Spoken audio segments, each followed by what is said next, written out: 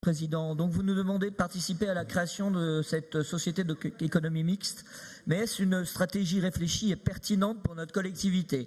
À notre avis, non, pour 5 raisons. D'abord, il y a 2 conceptions incompatibles en termes de stratégie. D'un côté, des valeurs du service public, vision à long terme, souci de cohésion sociale et de l'intérêt commun.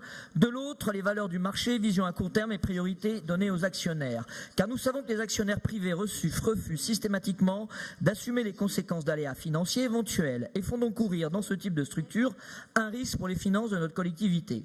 Deuxième point, quelle complexité! Répartir le capital entre collectivités territoriales, banques, autres sociétés d'économie mixte, elles-mêmes à l'actionnariat très diverses, génère des participations croisées complexes et donc une dispersion de l'actionnariat susceptible de créer des risques de conflit d'intérêts.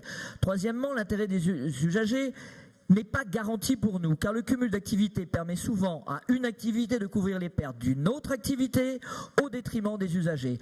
Et quatrièmement, il existe des risques juridiques, en particulier avec l'actionnaire Tétractem, lui-même SAEM, qui bénéficie d'informations privilégiées sur les cessions de foncier du fait de ses missions de service public, informations qu'il utilise pour réaliser des opérations propres de promotion immobilière, d'où un risque d'implication juridique éventuelle. Et dernier point, vous allez créer encore de l'opacité dont plus personne ne veut, qui va ainsi décider des contrôles de mandat des administrateurs et des administrateurs. En conséquence de quoi, nous voterons résolument contre ce rapport. Je vous remercie. Merci Madame Pacoret. Monsieur le Président.